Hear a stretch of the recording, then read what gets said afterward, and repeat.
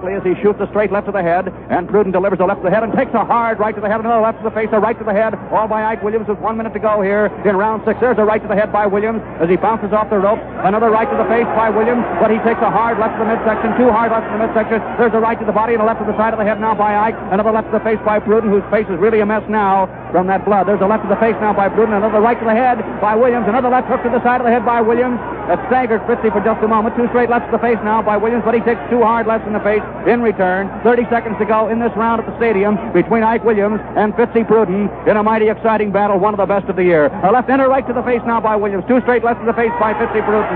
And Williams gives a little ground, but as he does so, he punishes his opponent very severely with rights and lefts to the face and the nose and the eye. Now they're out in the center. McGarity, the referee, hasn't had much to do in the way of pulling them apart in clinches tonight. There's only been 1 clinch I can remember in this fight so far. A left to the face and a right to the head by Williams. A straight left to the face now by Pruden. Another exchange of hard lefts to the face on the part of both men. And geez, these guys are really gory at this point. What a lot of punishment they've given and taken. And there's the bell. An exchange of rights to the face as the bell ends round 6. Well, it's only a matter of moments before we switch you to the White House to hear the President of the United States. But Pabst Blue Ribbon has been happy to bring you as much of this fight as was possible, and it's been a spectacular bout. Fitzy Pruden, although he seems to be badly damaged, has been staying in there and mixing it with lightweight champion Ike Williams from the opening gong. How much longer this fight can go if Williams can keep on sharpshooting away at that cut right eye of Fitzy Pruden's is extremely questionable. Williams himself received a cut eye back in the 3rd round, but that one has apparently weathered the storm. It is giving Ike Williams no apparent trouble as we conclude round number 6 and are waiting for round number 7 to begin. Fitzy Pruden has stayed in there, however, has had no difficulty with the injury as yet, and will be, of course, answering the bell for round number 7. There's the warning buzzer. Here again, Jack Brickhouse. We'll take as much as we can. Don't forget your local station. We'll give you the result of the fight after the President's speech. Here we go. Round 7 now. Ike Williams and Fitzy Pruden. They're out in the center of the ring. The boys are circling. There's 2 straight lefts to the face, a left to the nose now by Williams. All light blows. Those eyes, of course, have been closed, but they'll start to bleed any second now. There's a left to the side of the head by Williams. Ladies and gentlemen, we regret that we are unable to bring you the remainder of tonight's fight.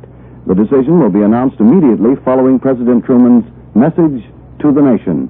This is CBS, the Columbia Broadcasting System. This is KOOK in Billings. New quarters for the Butte Field Office of the U.S. Department of Commerce were opened last week at 306 Federal Building, Butte.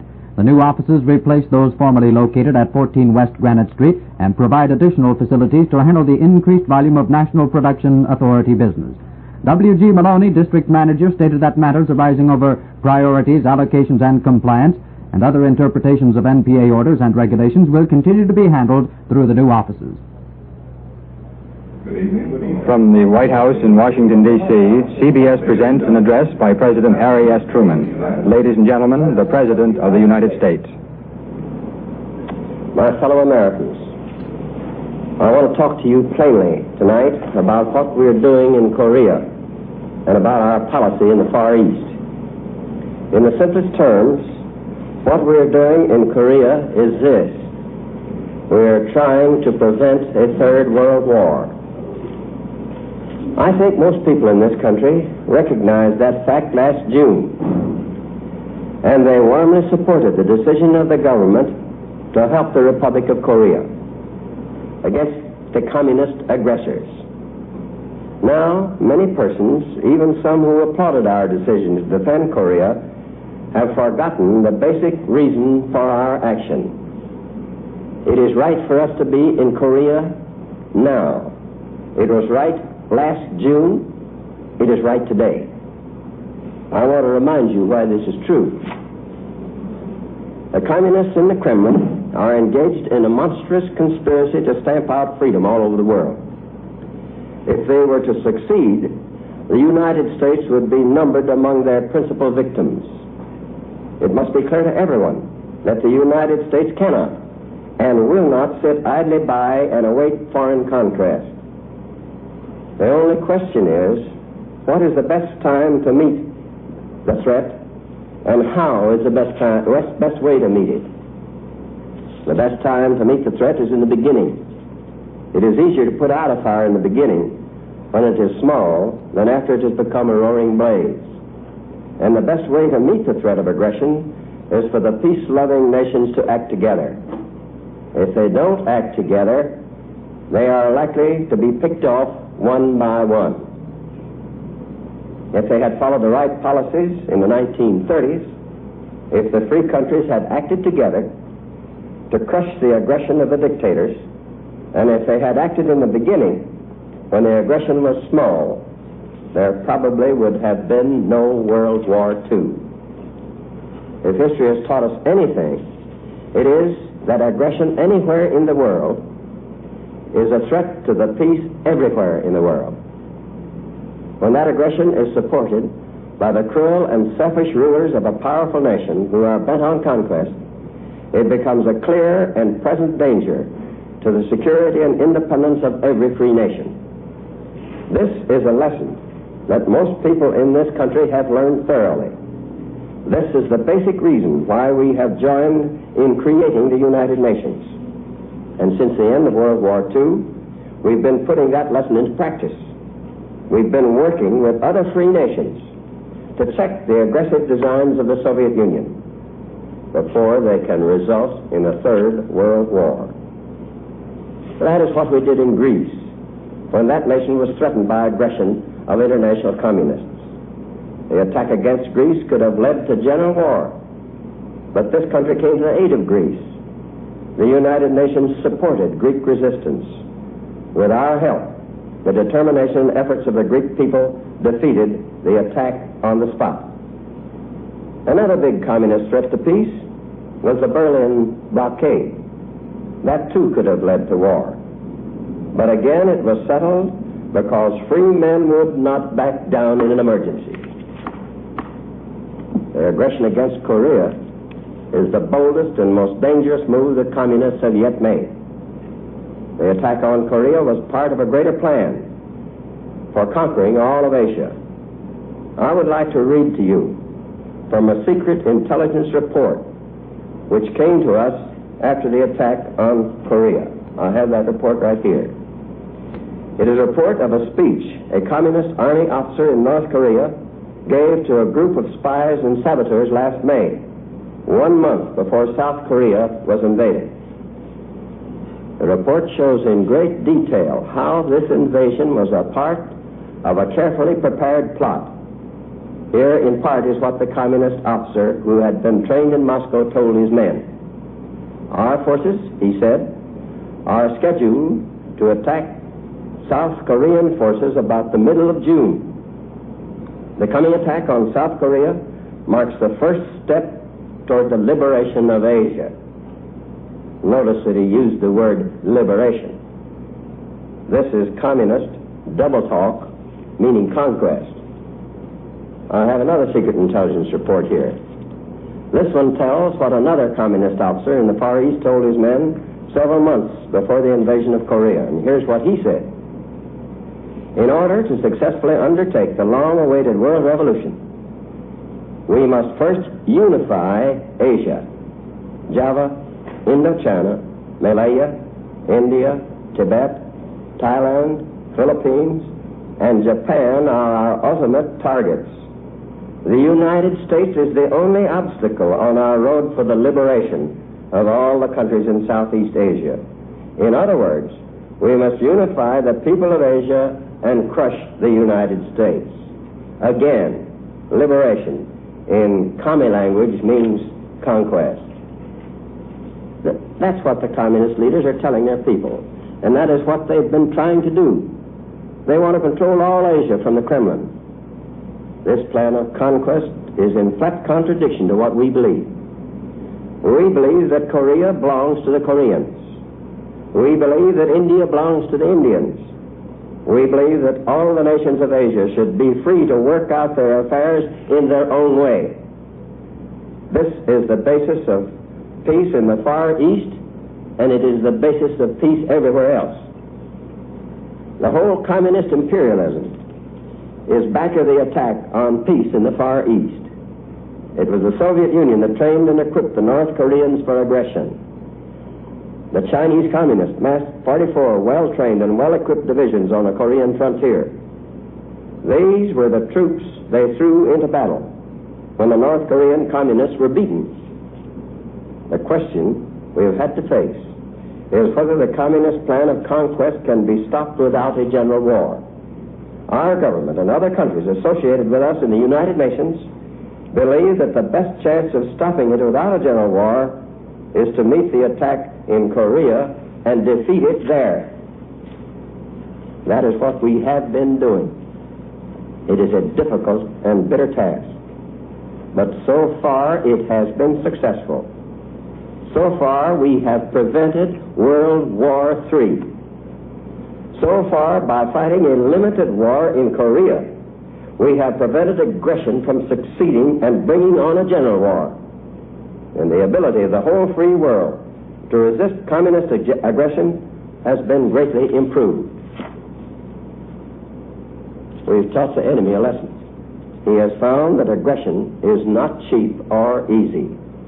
Moreover, men all over the world who want to remain free have been given new courage and new hope.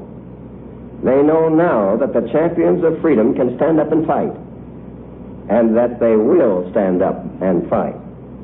Our resolute stand in Korea is helping the forces of freedom now fighting in Indochina and other countries in that part of the world. It has already slowed down the timetable of conquest. In Korea itself, there are signs that the enemy is building up its ground forces for a new mass offensive.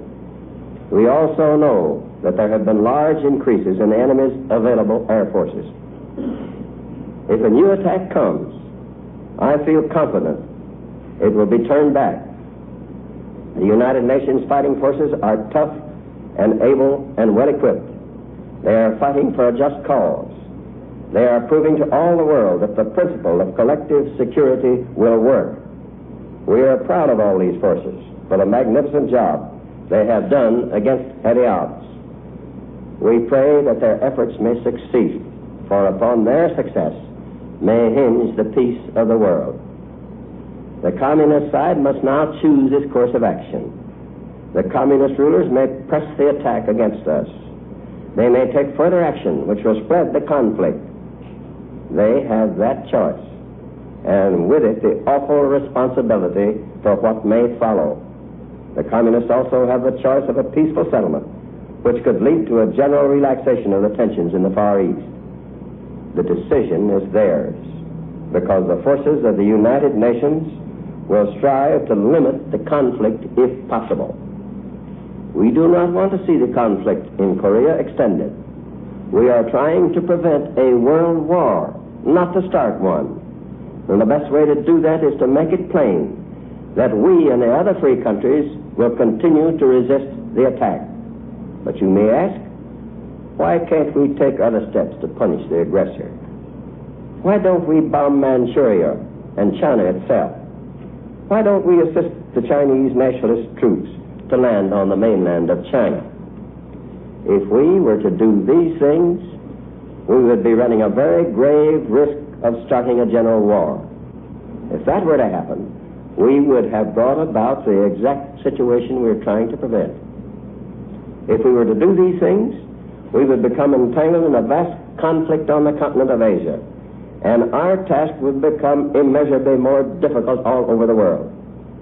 What would suit the ambitions of the Kremlin better than for our military forces to be committed to a full-scale war with Red China? It may well be that in spite of our best efforts, the communists may spread the war. But it would be wrong, tragically wrong, for us to take the initiative in extending the war. The dangers are great. Make no mistake about it. Behind the North Koreans and the Chinese communists, in the front line stand additional millions of Chinese soldiers. And behind the Chinese stand the tanks, the planes, the submarines, the soldiers, and the scheming rulers of the Soviet Union. Our aim is to avoid the spread of the conflict. The course we have been following is the one best calculated to avoid an all-out war. It is the course consistent with our obligation to do all we can to maintain international peace and security. Our experience in Greece and Berlin shows that it is the most effective course of action we can follow. First of all, it is clear that our efforts in Korea can blunt the will of the Chinese communists to continue the struggle. The United Nations forces have put up a tremendous fight in Korea and have inflicted very heavy casualties on the enemy. Our forces are stronger now than they have been before. These are plain facts which may discourage the Chinese communists from continuing their attack. Second, the free world as a whole is growing in military strength every day. In the United States, in Western Europe, and throughout the world, free men are alert to the Soviet threat and are building their defenses. This may discourage the communist rulers from continuing the war in Korea and from undertaking new acts of aggression elsewhere. If the communist authorities realize that they cannot defeat us in Korea, if they realize it would be foolhardy to widen the hostilities beyond Korea, then they may recognize the folly of continuing their aggression. A peaceful settlement may then be possible. The door is always open. Then we may achieve a settlement in Korea which will not compromise the principles and purposes of the United Nations. I have thought long and hard about this question of extending the war in Asia. I have discussed it many times with the ablest military advisors in the country. I believe with all my heart that the course we are following is the best course. I believe that we must try to limit the war to Korea for these vital reasons: to make sure that the precious lives of our fighting men are not wasted, to see that the security of our country and the free world is not needlessly jeopardized, and to prevent a third world war. A number of events have made it evident that General MacArthur did not agree with that policy. I have therefore considered it essential to relieve General MacArthur so that there would be no doubt or confusion as to the real purpose and aim of our policy. It was with the deepest personal regret that I found myself compelled to take this action. General MacArthur is one of our greatest military commanders. But the cause of world peace is much more important than any individual. The change in commands in the Far East means no change whatever in the policy of the United States. We will carry on the fight in Korea with vigor and determination in an effort to bring the war to a speedy and successful conclusion. The new commander, Lieutenant General Matthew Ridgway, has already demonstrated that he has the great qualities of military leadership needed for this task. We are ready at any time to negotiate for a restoration of peace in the area. But we will not engage in appeasement. We're only interested in real peace. Real peace can be achieved through a settlement based on the following factors. 1, the fighting must stop. 2, concrete steps must be taken to ensure that the fighting will not break out again. 3, there must be an end to the aggression. A settlement founded upon these elements would open the way for the unification of Korea and the withdrawal of all foreign forces. In the meantime, I want to be clear about our military objective. We are fighting to resist an outrageous aggression in Korea. We are trying to keep the Korean conflict from spreading to other areas. But at the same time, we must conduct our military activities so as to ensure the security of our forces. This is essential if they are to continue the fight until the enemy abandons its ruthless attempt to destroy the Republic of Korea. That is our military objective, to repel attack and to restore peace. In the hard fighting in Korea, we are proving that collective action among nations is not only a high principle, but a workable means of resisting aggression. Defeat of aggression in Korea may be the turning point in the world's search for a practical way of achieving peace and security. The struggle of the United Nations in Korea is a struggle for peace. Free nations have united their strength in an effort to prevent a third world war. That war can come if the communist rulers want it to come. But this nation and its allies will not be responsible for its coming.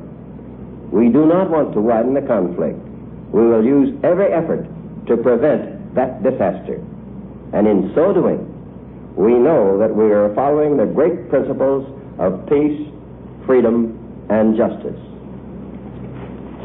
You have just heard an address by the President of the United States speaking to you from his office at the White House in Washington, D.C. This broadcast has come to you through the CBS Department of Public Affairs. We return you now to New York. Just concluded. In tonight's fight at Chicago Stadium between lightweight champion Ike Williams and Fitzy Pruden, Ike Williams won in a hard-fought 10-round bout. The decision, unanimous. From NBC's correspondents. Here again is Morgan Beatty. Somewhere tomorrow, Tokyo time, over the Sea of Japan, General Matthew B. Ridgway's three-star plane is heading for the capital of Japan. Or maybe he's landed by now, Thursday morning, Japanese time. The frontline general, who wears grenades taped to his shoulders, left the command posts of North Korea with obvious regret, but not a word would he say. The GIs on the front lines were astounded at the new turn of events. They said, most of them, that they couldn't understand it. One sergeant said, "I hate to see us lose a good man like Mac." Another one countered this way, "Ridgway ought to do all right. I've never heard anything but good about him." Still another soldier shrugged his shoulders and said, "Okay, maybe it's time for a change. I hear Ridgway is a fat positive." A fat positive is airman's slang for the opposite of a negative. A fat positive is a fine man and a fighting man. In Tokyo, the general who has been stripped of his command pondered in the secrecy of his headquarters, pondered his future course. He knows from the president's own words that he, General MacArthur, will not be bound to keep his mouth shut. President Truman made it clear, abundantly clear, the general, even though he is still subject to presidential orders, may go where he pleases, say what he pleases. General MacArthur could hardly misunderstand that. It's a fight, if he wants to make it one, over global policy of the United States government. Here in Washington, Republicans in the Senate and House rallied together to help the general make his fight, to canvass possibilities. Some of them talked, and talked loud, for impeachment of the President and Secretary of State Dean Acheson. Wiser counsel suggested other courses of action. But all of them were agreed they wanted to hear the MacArthur story from the general himself. And a full-dress Republican meeting will be held Monday next to see if the various elements of the party can agree. Trouble is, many powerful Republicans do not support the MacArthur idea of expanding the war in Asia. In the past, that has meant Dewey, Warren, Dulles, Duff, all powerful men, Saltonstall, Lodge, Massachusetts. Some of them today supported the president on the ground that we have a civil government, and national policy should not be dictated by a general. But any way you look at it, a fight is in the making, and General MacArthur seems to be getting ready to come back home to lead it. He's told his friends, and that's backed up by his public statements, that he feels the United Nations forces could lick the Red Chinese armies and thus destroy the power of the Red government of China, as we have reported to you before. But he admits this means expanding the war in Asia. He has used that word himself. Expanding it either by bombing Red China's bases, blockading Red China, or using Chinese nationalist troops from Formosa. In short, he's pondering whether to spark a drive for victory in Korea rather than a limited and inconclusive military action that has no ending in sight. President Truman will take the other side of that argument. In fact, if you've been listening to the radio tonight, you know that he has welcomed the fight and he has struck the first blow for his own presidential policy. That argument the president summarized tonight in as simple and plain a speech as he could possibly make. He showed by the way he made his points that he realizes the GI in Korea, the housewife in Seattle, the teamster in Hoboken, they don't yet realize that a big global decision is involved in this situation. Remember the president's main argument that he made a few minutes ago, that our efforts now, officially, are to limit the war in Korea. If you're hazy on the point, here are his own words and his voice. We do not want to see the conflict in Korea extended. We are trying to prevent a world war, not to start one. And the best way to do that is to make it plain that we and the other free countries will continue to resist the attack. But you may ask, why can't we take other steps to punish the aggressor? Why don't we bomb Manchuria and China itself? Why don't we assist the Chinese nationalist troops to land on the mainland of China? If we were to do these things, we would be running a very grave risk of starting a general war. If that were to happen, we would have brought about the exact situation we're trying to prevent.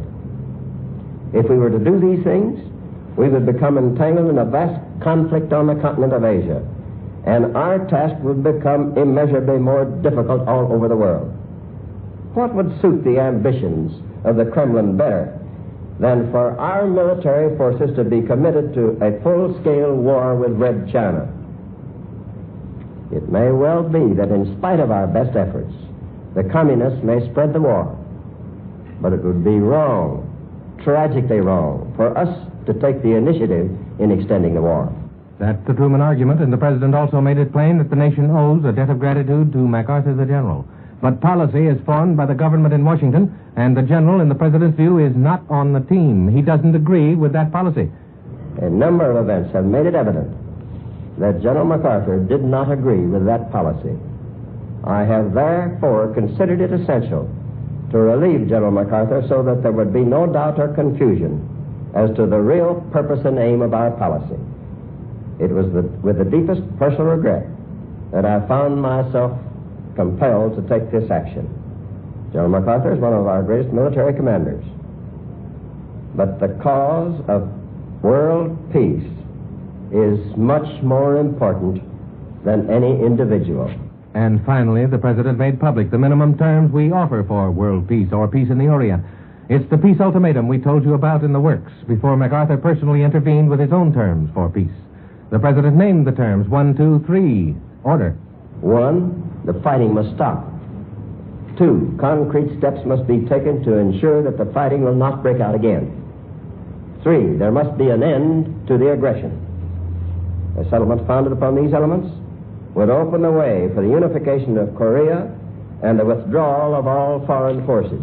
And that's the president's position. We'll hear from General MacArthur later. Meanwhile, across the nation, across the world, public opinion is beginning to form, to progress from the first explosive, disbelieving reaction to a solid thinking period. Here's a sample from the West Coast to Los Angeles and Elmer Peterson. It's too early for any reaction out here to President Truman's radio address, but judging by editorial comment to be published on the West Coast tomorrow morning, Mr. Truman's explanations about General MacArthur will be both scorned and accepted. For example, the Oregon Statesman at Salem will say tomorrow that the first duty of a soldier is to obey. The Oregon Journal at Portland says that General MacArthur asked for it. But the Seattle Post-Intelligencer will say tomorrow morning that the dismissal of General MacArthur has, quote, worsened our peculiar and strategic situation in the Far East, unquote. While the Los Angeles Times will say, quote, the most powerful nation in the world now has listened to the mewlings of the impotent allies and has thrown in with the appeasers, unquote. Many Americans, the Times will say, clearly feel their country has been sold out. At Pasadena, California, Fred Runyon, editor of the Pasadena Independent, thinks our reaction depends on whether it's a case of a militarist preempting power or another petulant outburst in Washington. But he has written, if all this represents the grim grand finale of an American public too apathetic to vote itself capable leadership and too indolent to consolidate its greatest and most costly victory, then, he writes, we are desperate. The San Francisco Chronicle will be outstanding tomorrow by virtue of no editorial comment, for the reason, it says, that it wants a day or two to think things over. It hopes its readers may see some virtue in that attitude. This is Elmer Peterson in Los Angeles. And what of the world beyond our shores, the United Nations, Britain, France, elsewhere, to New York and W.W. Chaplin? The international reaction to the MacArthur dismissal is as mixed as it is at home. At the United Nations headquarters here, it was seen as heralding a possible break in the stalemate in Korea. In London, Foreign Secretary Morrison hinted a new bid to Red China for a ceasefire in Korea may swiftly follow. In France, the price of gold fell, and opinion varied whether peace had been brought closer or was further removed. Berlin, mixed comment, pro and con. Belgium, the conservative newspaper La Nation Belge says the chief of the American nation has done right. Cairo, a member of the ruling Waftist party, says chances of peace are improved. Copenhagen, says the Afterbladet, removal of MacArthur will be received with extraordinary relief. Manila, President Quirino invited MacArthur to come for a rest. The country and the people you liberated, he said, would love to have you with us. Moscow, no comment. This is W.W. Chaplin in New York. And now, around the world in a minute and a quarter, Tokyo, Thursday morning dateline, on the war front, Allied forces slogged slowly ahead on the rain-swept Korean battle area. News of General MacArthur's dismissal spread like wildfire. Chinese and Korean Red Resistance toughened on the western and central fronts, Heavy rains, low overcast, virtually stripped United Nations ground troops of air support.